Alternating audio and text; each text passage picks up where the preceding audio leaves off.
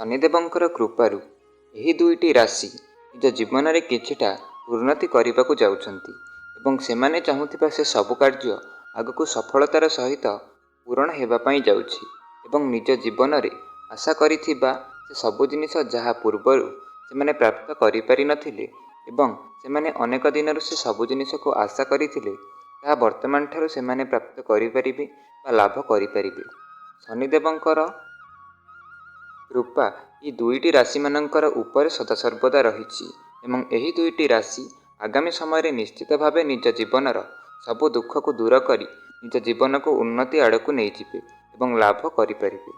ନମସ୍କାର ଦର୍ଶକ ବନ୍ଧୁ, ଆଜିର ଏହି ଭିଡ଼ିଓରେ ଆମେ ଏହି ଦୁଇଟି ଭାଗ୍ୟବାନ ରାଶିମାନଙ୍କର ବିଷୟରେ ଜାଣିବା ଯେଉଁମାନେ କି ଶନିଦେବଙ୍କର କରୁଣା ପ୍ରାପ୍ତ କରିଛନ୍ତି।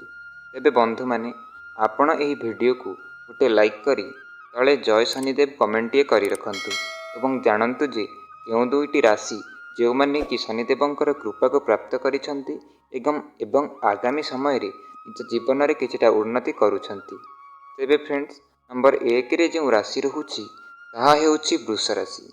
ବୃଷ ରାଶିର ବ୍ୟକ୍ତିବିଶେଷମାନେ ଯଦି ଆପଣମାନେ ଏହି ଭିଡ଼ିଓଟିକୁ ଦେଖୁଛନ୍ତି ତେବେ ଆପଣମାନେ କି ଚାଲନ୍ତୁ ଯେ ଶନିଦେବ ଆଗାମୀ ସମୟରେ ଆପଣଙ୍କର ସବୁ ଦୁଃଖ ଦୁର୍ଦ୍ଦଶାକୁ ଦୂର କରିଦେବେ ଏବଂ ଆଗାମୀ ସମୟଟି ଆପଣଙ୍କ ପାଇଁ ଖୁବ୍ ଭଲ ରହିବା ପାଇଁ ଲାଗିବ ଏବଂ ନିଜ ଜୀବନରେ ଆପଣ ପ୍ରାପ୍ତ କରିପାରିନଥିବା ସେ ସବୁ ଜିନିଷ ବର୍ତ୍ତମାନ ଠାରୁ ଆପଣ ପ୍ରାପ୍ତ କରିପାରିବେ।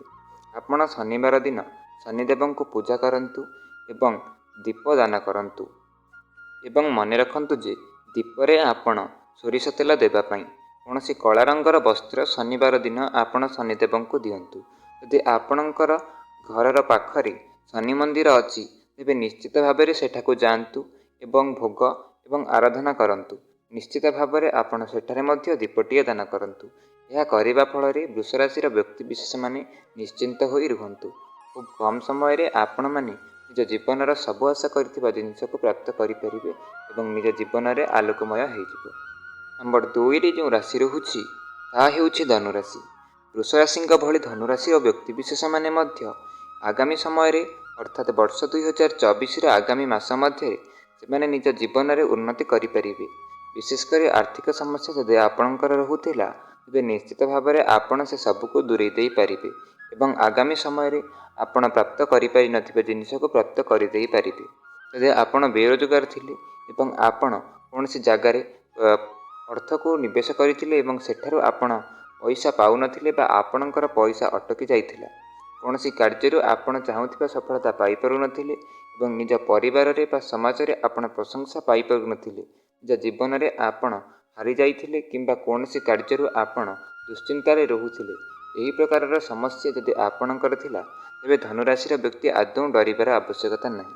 ଯଦି ଆପଣଙ୍କର ଶାରୀରିକ ଅକ୍ଷମତା ଥିଲା ଏବଂ ଆଗାମୀ ସମୟରେ ଯଦି ଆପଣ ନିଜକୁ ଦୁର୍ବଳ ମନେ କରୁଛନ୍ତି ତେବେ ଆଜିଠୁ ହିଁ ଆପଣମାନେ ଜାଣି ରଖନ୍ତୁ ଯେ ଶନିଦେବଙ୍କର କୃପାରୁ ଆପଣଙ୍କର ଏସବୁ ସମସ୍ୟା ଦୂର ହେବା ପାଇଁ ଲାଗିବ ଏବଂ ଆଗାମୀ ସମୟରେ ଆପଣ ନିଜ ଜୀବନରେ ଯାହା ବି କିଛି ହରାଇଛନ୍ତି ବୋଲି ମନେ କରୁଛନ୍ତି ସେ ସବୁ ଜିନିଷକୁ ଆପଣମାନେ ପ୍ରାପ୍ତ କରିପାରିବେ ଏବଂ ନିଜ ଜୀବନକୁ ଏକ ନୂଆ ଦିଗ ଦେଇପାରିବେ। ତେଣୁ ଡରିବାର କୌଣସି ଆବଶ୍ୟକତା ନାହିଁ। ଆପଣ ନିଜ ମନକୁ ଦୃଢ଼ ରଖି ନିଜର କାର୍ଯ୍ୟକୁ କରିଚାଲନ୍ତୁ। ଭଗବାନ ଆପଣଙ୍କର ସବୁ ଦୁଃଖ ଦୁର୍ଦ୍ଦଶାକୁ ନିଶ୍ଚିତ ଭାବରେ ଦୂର କରିଦେବେ ଏବଂ ଆସୁଥିବା ସମୟଟି ଆପଣଙ୍କ ପାଇଁ ଉଜ୍ଜ୍ୱଳମୟ ରହିବ।